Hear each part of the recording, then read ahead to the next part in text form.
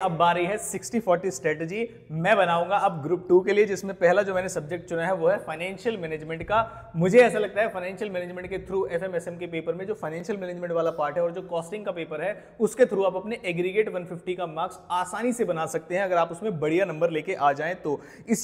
इसी क्या नाम है 60-40 स्ट्रेटजी के अंदर मैं एक प्रैक्टिस बैच भी आपके लिए अनाउंस करने वाला हूं। प्राइस रहने वाला है 399 का, लेकिन मिलेगा कैसे वो सारी कंडीशंस आप देख लीजिएगा।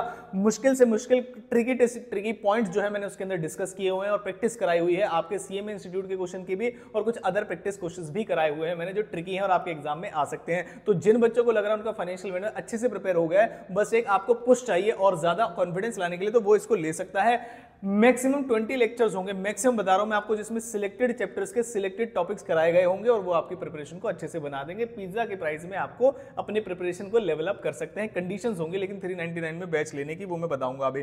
पहले मैं 60-40 बता देता हूं। 60-40 क्या है? 40 मतलब स्ट्रेटेजी का मतलब है आप इतने चैप्टर्स करके चले जाइए, आपको क्वेश्चन वहां से मिल जाएगा और आप पास हो जाएंगे। और उसका मतलब ये है कि आप कॉस्ट ऑफ कैपिटल पहला chapter, capital structure, leverage, investment decision, working capital. और अगर किसी को लगता है कि सर नहीं ज्यादा हो जाएगा तो आप लिवरेज को छोड़ सकते हैं, मतलब अब क्वेश्चन तो आता ही है भाई क्या करें, लेकिन आप इसमें फिर थ्योरी कर लेना।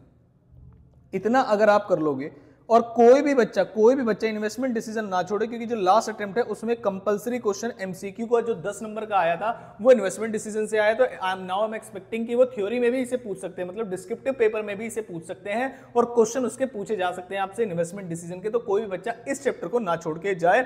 जो भी 399 वाला बैच होगा इसमें मैंने जो भी चैप्टर लिखे हुए हैं वो सारे आपको प्रोवाइडेड होंगे, यहां पर जो लिखे हुए हैं ध्यान से देख लेना।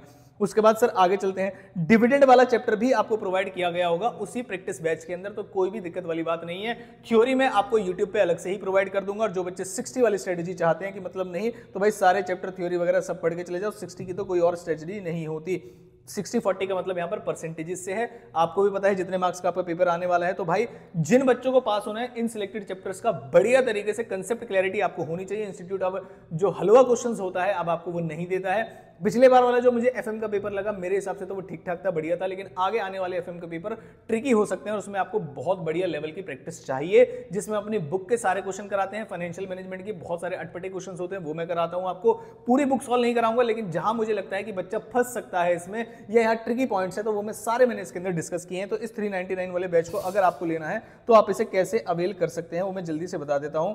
आपको सर व्हाट्सअप करना है इस नंबर पर, ठीक है। आपको लिखना है अपना नेम, आपको लिखना है अपना स्टेट और आपको लिखना है आपका कोर्स, ठीक है। स्टेट इसलिए ताकि आपके नंबर को स्पेसिफिक चीजें सेम नाम के जो बच्चे होते हैं उनमें गड़बड़ हो जाती है इधर उधर।